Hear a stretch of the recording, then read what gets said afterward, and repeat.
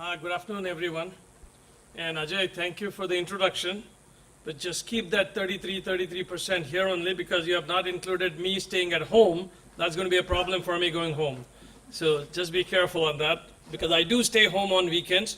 So please reduce that 30% somewhere else. I'm a little bit different than everybody talking about water. I'm an odd man out, if you want to say, or maybe a person who is driving more and more into wastewater, reuse and recycle. And as the chairman said, there is enough water. It just needs to see how we can conserve it and stretch that water a little bit longer and longer. But while doing that, if we start thinking about, can I take this wastewater that is being generated? Because typically if you go to a CPHO manual, that will be automatically tell you your drinking water is this, 80% of that will be wastewater. It doesn't happen directly that way, but at least 60% you will have your wastewater coming in. So you need to start looking at that the wastewater that is getting discharged into the rivers and flowing downstream, there are others also are looking at it. Can this wastewater will be conserved and used for a variety of applications? Now I have a lot of slides. I'm a kind of spillover from the earlier session. I couldn't come earlier because I was stuck in a ministry meeting and didn't even get a chance to run out of it. So I'm trying to see if I can squeeze some of the slides and focus what we did in last 1 to 2 years here, specifically focusing on reuse, specifically for India. So that is a developing standards and things of that nature. So just bear with me for a couple seconds. Just a footprint. I don't want to go in detail on this, and you can have a copy of this, or you can send me an email and I'll forward that. But there are several key drivers that I would like you to take a look at it. Is demand and supply gap. That's a huge demand, and supply gap is increasing tremendously. Take a classic example of Bangalore. I like to give that because Bangalore sits on a plateau, or even Hyderabad. Bangalore sits on a plateau, Kaveri flows down at the bottom of the hill, if you want to say. You're pumping 450 meters. That means the cost of pumping is excessively higher, and you're drawing all the water. Almost 90% of the water for Bangalore comes from Kaveri, that is TK Halli area. Now, because of that, the wastewater that is generated within the system starts flowing down, and you're not utilizing that water, the demand and water supply gaps increases. The moment Bangalore starts putting more and more water from different allocation for a drinking side, there's sitting Chennai or Tamil Nadu at the other end saying, oh, I'm losing my water. There is enough water for them also, but that's a psychological push, each one of them putting on everyone, saying that I don't have a water or you have enough water. That can be also shortlisted. If you look at it, if you start recycle and reuse your own water that is coming from a place A, there is no boundary issues. It's no interstate issues. It's your water. You can utilize it the way you want for a number of items, 3 times, 4 times, depending upon how you use it, and then have this issue of demand and gap supply reduced. As the chairman also said, that we're now more focusing towards drinking water. That's correct. We've been pushing it, but we're also trying to push agricultural rather than wasting water through agriculture sector, which is 80% come down to 75%. Now we'll have to start drip irrigation or something of that nature so that we will increase the water availability and capacity down the road. Technical challenges, we have interconnections, we have water not reaching, wastewater getting mixed with the water and so forth. Financial challenges, some of the wastewater plants are capital intensive, treatment plants are capital intensive, but the government has started a unique idea, which is a mixture of design, build, operate, as well as hybrid annuity. That means the contractor pays a certain amount of money and he takes the responsibility for operating for 15 years with his own money. So obviously the amount of work he puts in will be more critical and operation will be more critical. Regulatory challenges, regulatories are there, the numbers are there, but enforcement is weak. And because of that, it's rather than waste management, it's a client management. That's what's happening in India in particularly. Again, this is my personal opinion over the last 15, 16 years running India and trying to do on wastewater. Lastly, the operational issues are, because now we are moving into a stringent water quality requirement, the operational issues are getting more and more stringent. In the sense, the operator needs to be certified, the operator needs to be knowledgeable about what he needs to do in terms of working the plant effectively so that you will get best for your bucks that you have spent in the process. This is a data that came straight from McKinsey's report at times. So basically we are about 50% stressed, or high percentage is 50% stress in terms of, let me see if I can operate this. We always have an issue. Yes. So this is about a 50% top, north, western side, a little bit on east because you have enough water on the other side, and especially down here, the south side, the Chennai, the Tamil Nadu, the Karnataka portions, and so forth. But what more important is this slide where it says GDP-wise, we are right there. I mean, in China is there, and India is right over there. That is the highest amount of water consumption is there, but the reuse is not in the process. That's the GDP gap per water stressed areas over the given population. I want to go straight into this and suggest why use rewater, because you can change the water supply issue, we can reduce the fresh water supply problem, offset our delivered water cost, because some cost is now going to come, because if you look at Bangalore again or Hyderabad, it costs you 42 rupees per kiloliter, that is the landed cost to citizens that is using water in Bangalore, which is actually much costlier than your bottled water. So if you lose the water by sanitation, you need to start using that within, because the head difference between Bangalore itself from point A to point B anywhere, it's less than even a 50 meter. So your cost of pumping will be substantially reduced, and the technology adaptable is there. You can add both together. Your landed water cost will be less than 10 to 12 rupees per kiloliter. And I'll come back to that a little bit down when I say what this particular project that we were trying to do. This is just a short idea saying where else I could look at the reuse. Obviously, I can use unrestricted, restricted, variety of ample of information. What I'm looking for now, that in India particularly now we are moving into the industrial barrier, industrial lookout, industrial reuse. What is missing in India in particularly is groundwater recharge. There are groundwater basins where you can use them as a storage basin. If you can start using that, you can control the large size of volume within the confined area, confined aquifer, and use that, which is basically called as aquifer storage and recovery, ASR. That needs to start happening, but to do that, you need to have a proper treatment. This indirect potable reuse and direct potable reuse, these two, I think we should start looking at indirect first, because the moment you say to somebody, I'm going to do this wastewater, put it up there in the front and I'll take you through the process, immediately the goosebumps will start coming and people have problems. They will go to doctors and say, because of this water I'm having this. They can drink that water sitting next to it and nothing will happen. I'll give you one classical example. We did a project, 150 MLD capacity or 150,000 meter cube per day. Delhi's wastewater flows through Yamuna, goes to Agra. By the time the water reaches Agra, city of Agra, the river quality of Yamuna is literally like a secondary sewage. 30 to 45 milligrams per liter BOD, 10 to 25 milligram per liter ammonia, suspended solids in a higher capacity. It's like a secondary wastewater. That means only treated through a primary clarification.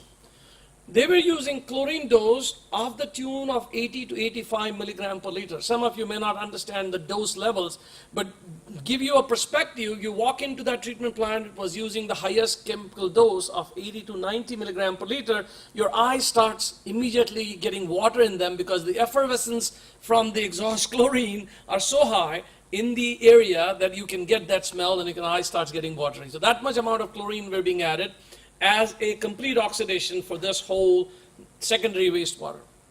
What we suggested to them, rather than continuing to them, use an idea that is existed in the world. Use this Yamuna water as a secondary wastewater. Treat it as a secondary wastewater first, and then followed by a membrane or something else where you have a physical barrier where you don't have any issue of microbial contaminant, and that worked. You can go ahead and visit the plant anytime. It's built by UP Jal Nigam, and I think Triveni was the contractor for us. It's a 150 MLD plant. First does which is called as moving bed biological reactor. It reacts and has a potential to build the microbes within the reactor, acts like a wastewater plant first, and then the secondary level is the discharge with a membrane. The water is absolutely crystal clear, drinkable, and gets mixed into the other water and gets sold to the people. But can I go there and say, no, this is a recycled water? No, I can't, because it's a psychological problem. People still think that it's a river water. So if you do indirect potable, if you take water upstream of your river, mix it and push it down, it is an indirect water, just like the other streams are coming in. But we're not yet ready for direct potable yet, though there are situations in the world that they are gone direct potable because they don't have the amenity, they don't have the ability to do indirect. 2 or 3 places only this has happened. One is in Africa, where it's literally takes from your wastewater, flows through the process of different unit operations, and then goes directly to the tap, because there is no other way they can do it. But if you don't want to go to that particular level, let's start thinking about how I can reuse the water. A variety of application, build it psychologically within the mind and move. That's the best way to happen. And down the road, believe me, the water can be stretched to 2050 or 2060 more. Why, anywhere in the world, everybody has gone through this particular process, that the psychology plays more important role. And basically, instead of talking about the top, this is what plays the mindset on everybody. Technologically, it is available. You can make water quality of any type you want. You want low DO, you want low TDS, total dissolved solids, you don't want low microbes, absolutely. It's all there. The psychology just plays the simple one. I'll give you one classic example. All of you are drinking, this is Bisleri water, this is a brand, nothing against Bisleri. But you don't know where this raw water came from. All it says, I've done this process, blah, blah, blah, blah, blah, I've added ozone in here, and you think, yes, must be good. So tomorrow, if the utilities start doing this, you should be able to have that much confidence. Why that confidence is not there? Because you don't have the confidence in the government sector saying that what it is saying is doing it, number one. And number two, psychologically, it's still in your mind, it's a wastewater, I can't do that. No, there's something wrong with it. But this, you don't know where it came from. It might have come from a bore well, which is sitting 100 meters away from a wastewater plant that is discharging, or it may be connected through a process that it is operating. So that psychology needs to change. And I'll give, most of the time I'll tell this example, many of you probably know this, it has happened to me. Singapore has gone ahead and started mixing their water, fresh water, with the reuse of wastewater, 35% level. Why this became so successful? Because their government stood by, their premier chunk stood up and said, this is the water we need for the future. If we don't, because tomorrow Malaysia cuts the water, we don't have a water to bring in from other places. Johor Bahru, the pipeline comes from Malaysia to Singapore. They have a treatment plant called New Water. Many of you have heard, seen, or read. New Water, they'll give you a bottled water like this, exactly, which is says NW water, that is New Water. It's a clean water, you can drink it, go through the processes, and it's given to you. I brought it back, a couple of bottles, gave it to friends. Some of them drank, some of them didn't drink. Some of them put it in different colors of the drinks and didn't find it different, they were excited. I put same water in the fridge. And my wife is also, nothing against her, my wife also a doctoral in a high system sciences group. And I said, this is a reused water. I said, no, take it out, put it outside. And I said, come on, this is the water I will drink it in front of you. I said, no, it doesn't sound good. So one day what I did, the normal jar we use for water, I mixed that with that one. This is filled somewhere else outside. And 2 days later, she drank that water, nothing happened. And I said, that water I gave you was this water. The next 4 or 5 days were bad for me, but she has to admit that the technologically it is there, but psychology still plays a game on you. So please take in mind that there is a possibility that you can drink this water. And I play that trick on people many times in my classes that I teach. I take 2-3 bottles like this, remove the cap, mark differently. All of them are Bisleri water. Take this one off and put little marks on it just to say people think different. And I say, okay, this is from a pilot 100% RO water, this is from a wastewater, this is from a pure drinking water coming from a plant. And they rate it left, right, and center, and then they start looking at it that, no, I'm sorry, that bottle was not that bottle was this. They started looking at it and said, I thought so. I said, no, you didn't think so. Once I told you it's a different bottle, then your psychology start working on it. So this is the key to have a reuse pattern in your system. Change this, and you will get your solution for the processes.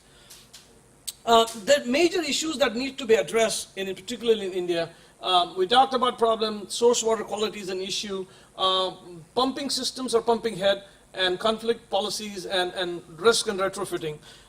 This is the point we drove with the government last time. That's 4 point basically needs to develop. I don't know whether you're getting a clear picture, but this is a regulation and legislation. We don't have a reuse regulations. We don't have a legislation. We don't have a psychological systems driven. We don't have a capacity building plan for people to go through the system. And also we don't have a microbial risk assessment pollution on this. Technology is there. A lot of technologies are available. People are available. Vendors are ready to give you technology, and they'll give you absolutely clean water to have it. Your financial structure is also there. Business models are there, and I'll show you. People are interested in putting their funds. People are interested in operating and so forth. You can have any one of these three fantastically given the project, but if you don't have this, your project is zero. So out of this 1, 2, 3, and 4, this is ranked number 1. Before you start doing your project on reuse, conduct this. Conduct a small amount of pilot plan. Let it run for. I'll give you another classic example. We did a pilot when Sheila Dikshit ji was the CM in Delhi. And we did built a pilot for 6 months with a membrane and everything bang into it, and brought her there, and she drank this water and so forth. And she says, yeah, this is great. We should reuse this. But how psychology plays, effectively when she had her PR person write about it, it says Sheila Dikshit ji drinking water at a plant. It didn't say Okhla wastewater plant. So that was the change in that. So even she said, I can't write wastewater plant at this stage, I have to write a plant. So that was the case. So this is very key to get you going on reuse. Various stakeholders' roles that we have asked the government to play in terms of operations. What we need to do is develop a policy, and on the next couple of slides I'll say policy. As Chapter 7 addendum to CPH EEO manual, we have written a processes of someone who wants to go through a project, how do I proceed, what I need to do, what are the pitfalls, somebody had made a mistake, so I don't repeat those. We have given those details, and it's a Chapter 7 addendum to CPHO. If anybody wants, we can give you electronic copy, send me an email, I'll do that. Utility or SPV formations, that is just a financing and design, build, operate systems. And then end user group. Particularly in India, you need to start looking at who I can get as an end user. Maybe industry is the first one to start with. Because of all these discussions, now it has happened that 3 MOUs have formed between this interministerial government. That now, if you remember, that the Power Ministry has signed with MOWR saying, okay, I will use reuse water for my flushing, I will use reuse water for cooling towers, and so forth. Railway Ministry has given, Petroleum Ministry has given that MOU with MOWR. The idea is to reduce more and more water usages by these ministries. Agriculture isn't done yet because there is a data not available on the backdrops or any other effects of reused water on crop. Though many of the vegetables you could see has been grown on the wastewater that flows on, and we are eating that, but it's not yet designed and developed finally that yes, this is okay to do. There is a data available worldwide, so this is the users depending upon reuse, water quality, and cycles that can run. Just the thought process of different PPPs.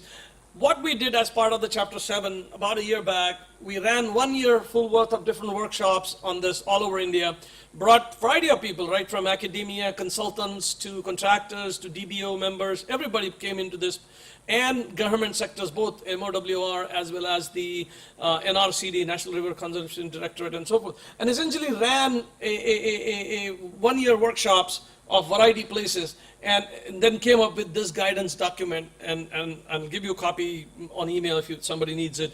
Basically, it gives you a step-by-step approach for an utility or ULB wants to do this reuse and wants to understand how to set up an idea, what needs to be done, how the capacity building to be done, what is public awareness program, technology is there, and so forth. And it encompasses information from all over the world, including Australia, US, EPA, US EPA, and others. I was fortunate to work on original US EPA document on reuse in 2012, so we could incorporate some of the data in here. What was the brainstorming takeaways during all these sessions at 5, 6 different places is we talked about a regulatory mechanism. We talk about interagency coordination, that means interministerial coordination. We talked about different broad templates to be provided. And lastly, but very important, what are the risk management that we have to do? Because if the wastewater is flowing in, it's got all pathogens in there, and everybody is looking at that as a risk factor, what we need to look at it. We need to develop quality standards. Based on the reuse of the water, obviously your treatment process will change. Obviously your standards will change, what we need to do. Reporting standards, and then standards should be achieved and measurable, and other ones that was public acceptance, data literacy, then given the information and public champions basically providing the detailed data to public. Be open, just give the data, this is what my data is, this is how it looks like. Basically get a confidence level built in the process to do this, and then economic models obviously will follow through that people are interested in doing the processes. Yeah, okay, I'm going to scroll on 2 slides because last slides are just generic. We did the surveys, and interestingly what shows that mandatorily everybody's saying recycle and reuse should be there, almost 81%. There was a quite high number of people visiting from different areas. On the survey analysis, everybody suggested we can either go PPP or DBO, both of them open, and private participation is more than welcome. On the analysis of technology, obviously everybody said 80% technology is available. Public acceptance, 78%, yes, we will accept it if there is a pilot ran and the process is ran and the analysis are done. Out of the whole thing, what came out is the interministerial agreements, and because of that interministerial agreements that we proposed, these MOUs have been formed for power and railways and the other ministries and so forth. Technology, I'm not going to talk about it because it's there. How you look at it depends upon what the reuse water you want to consider. Your cost goes up, but you're decreasing cost on the recoveries also. If you do it only here for irrigation, you don't have much cost, so your recovery is less. But if you do it here, there's a possibility that you can get a cost recovery on the process. Here's the typical model that people are now looking at it. This is the bandwidth where you can look build, operate, or PPP, or hybrid annuity, and then certainly looking at the duration of the project for 10 to 15 years or 20 years of operation and reuse. There are multiple projects have been completed in India. Here's a typical role of a contractor, formation of an SPV, equity stakeholders, and a grant from the government, just to have a seek. All I'm trying to stress is, along with you, there needs to be a full government support. This is a Nagpur example. This is the first largest plant, 130,000 meter cube per day for complete recycle of wastewater from Nagpur to cooling tower for Mahajanko, that is power company in Maharashtra. At that time, Vilasrao Deshmukh was the CM. He really supported the idea and said, yes, this is required because I don't have a water. Because if I bring water from Pinch 5, I will not get water for Nagpur and anybody else. So that was one. Here's the Nagpur in operational. Here's Hyderabad, which is doing recycled water from the Hussain Sagar plant. Here's the Barmoli from Gujarat in Surat, using 76 MLD water to Pandesera Industrial Estate, doing at a different levels. Here is the Gujarat, where we're doing sewage water for Bharuch and other places. This is the Bangalore. We said that if you take the wastewater that is flowing in, put it to a TG Halli reservoir, operate it, they could get almost 200 MLD of water through the process in the system. This didn't go through yet. At the time it was election time. Again, 2019 will be another election time, so it's going to get delayed. So it's all over the world same. If the election time comes, either it rains or things got changed. What I'm trying to say to you is, for become a sustainable in a millennium system and to meet the millennium goal of water, we have enough water. Let us stretch it for our kids or their grandkids and so forth. We can take potable, use the sewage, use this and cultivate. So let's not call this recycle, reuse of the wastewater. We can call it augment our surface water with high treated quality water. That's the better way, because the moment you said recycle, reuse, people say, nah, this is augmentation of surface water or a groundwater may be a better option.